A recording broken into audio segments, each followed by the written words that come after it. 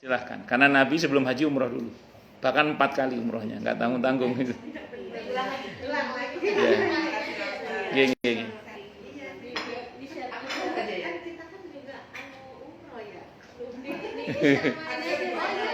Iya. Apalagi sekarang kan haji kan susah. Harus nunggu gitu kan.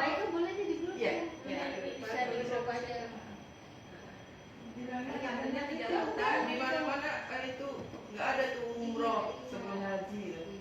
Kalau mampunya belum bisa, haji kan juga kalau Ini saya baca riwayatnya tadi ya. Dari enggak yang Siti Aisyah tadi itu. Yang soal itu. Iya.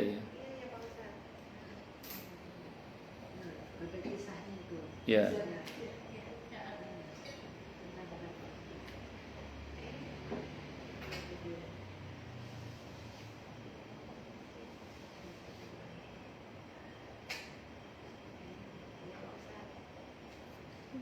Sampun?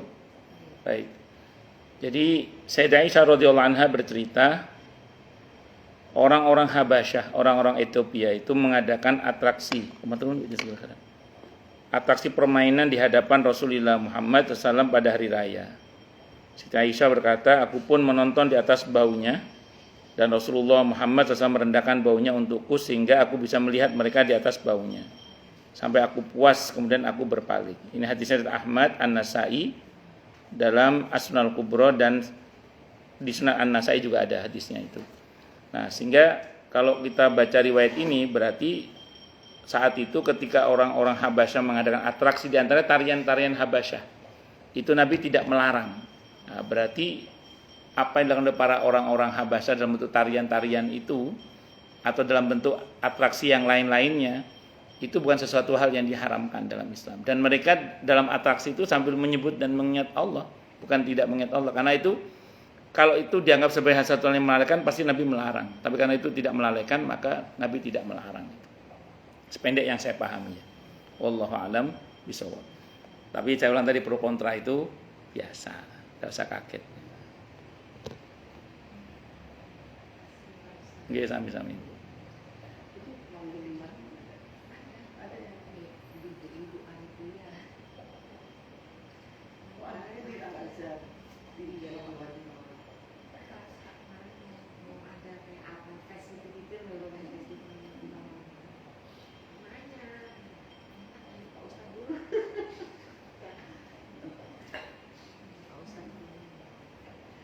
Bilang berzikir itu dari pihak Al-Azhar. Masih baru guru.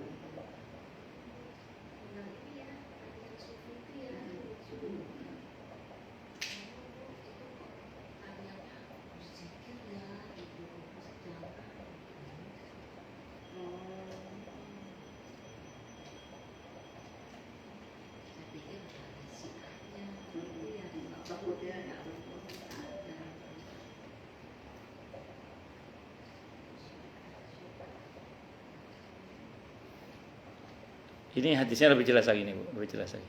Boleh saya baca lagi?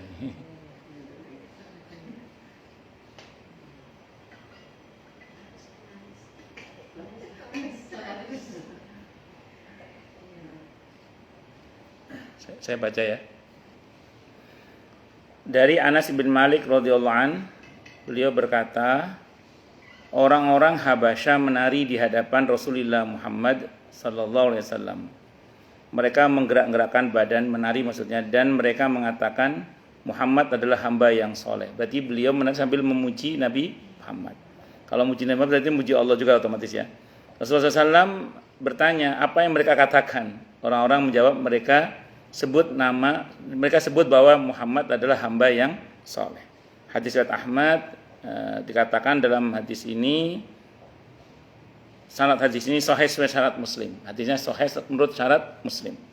Kata Syekh Syu'aib Al-Arnud. Kalau hadis Aisyah tadi sudah saya baca dari hadisnya. Yang dilakukan orang Habasyah adalah menari-nari dengan alat perang mereka, sebagaimana disebutkan dalam hadis Siti Aisyah radhiyallahu anha. Orang-orang Habasyah bermain-main dengan alat alat perang mereka. Rasulullah Muhammad SAW pun menabiriku. Maksudnya jangan sampai mereka bisa melihat Siti Aisyah secara jelas, dan aku berusaha untuk tetap melihat. Hal ini terus berlangsung hingga aku sendiri memutuskan untuk tidak melihatnya lagi. Hadisnya riwayat Bukhari malah kalau yang ini. Jadi saya ulang, tarian-tarian itu pernah dilakukan di hadapan Nabi, dan tarian itu bukan tarian melalaikan karena mereka sambil memuji Nabi kita Muhammad SAW, di mana memuji Nabi itu bagian dari zikir ya, dan termasuk bagian dari memuji Allah juga sebenarnya. Itu aja sih sebenarnya. Ya saya kira itu, Allah alam bisawab. Nah, termasuk tarian yang di sufi itu gitu juga sama itu. Itu dalam rangka untuk berzikir kepada Allah juga. Jadi masa Nabi sudah ada orang berzikir sambil nari itu, sambil bersenang-senang itu ya sudah ada. Saya kira itu, Allah alam bisawab.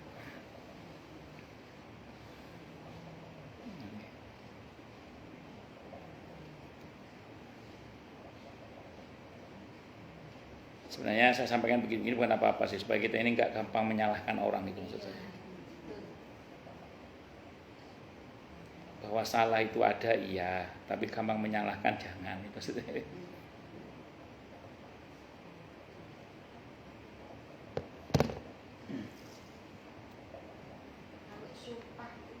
Kenapa Bu? Kalau orang nyumpahin gitu, enak ya Pak. Ya kalau nyumpahinnya sambil mencela, melaknat ya jadi laknat itu. Iya. Gue sumpahin lo, misal apa? Gue sumpahin jadi presiden lo misalnya.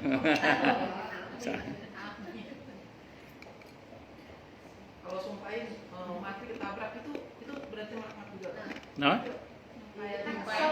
Kesel ya. Nyumpahin gitu. iya sama, enggak boleh itu. Enggak boleh. Nggak boleh. Saya lihat dulu yang hadis tentang tadi ya, tentang umroh Nabi. Dulu pernah saya bahas itu.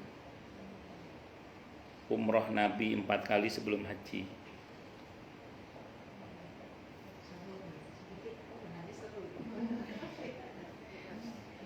Saya bacanya di Ibnu Katsir sih, di Ibnu Katsir.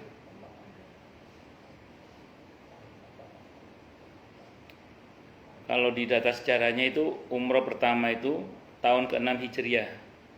Namun terhalang, namanya umroh Hudaybiyah itu yang pertama.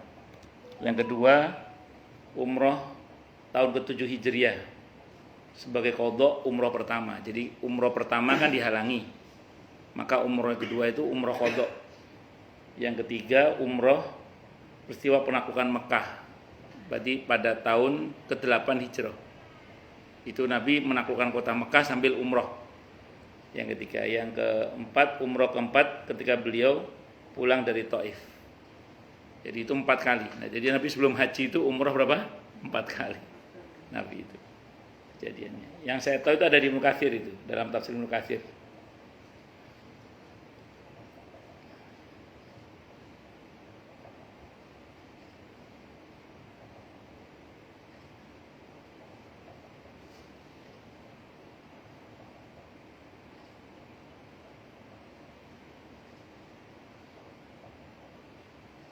Kalau ini ada hadisnya, saya baca hadisnya ya. Saya baca hadisnya ini biar lebih jelas. Mau di syuting lagi? Enggak, biar ada hadisnya gitu maksudnya. Ya. Sahabat Anas ibn Malik radhiyallahu anhu mengatakan bahwa Rasulullah Muhammad SAW melakukan umroh 4 kali. Semuanya di bulan Dzulqa'dah, berarti belum haji ya. Semua di bulan Dzulqa'dah, kecuali umroh yang mengiringi haji beliau, kecuali itu, yaitu umroh dari Hudaybiyah atau di tahun perjanjian Hudaybiyah di bulan Dzulqa'dah. Yang kedua umroh di tahun berikutnya di bulan Dzulqa'dah juga, tahun ke-7 Hijriah berarti. Umroh dari Ji'ronah di mana beliau membawa ghanimah Hunain di bulan Dzulqa'dah juga, dan umroh ketika beliau haji. Hadisnya Bukhari dan Muslim.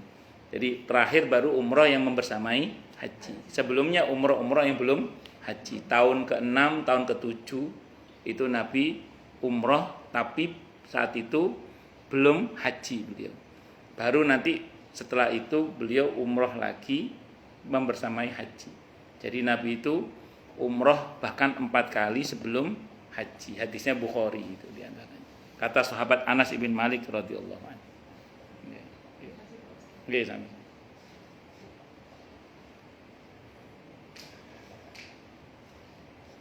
Ada lagi? Cukup? Kita tutup dengan hamdalah. Alhamdulillahirabbil alamin.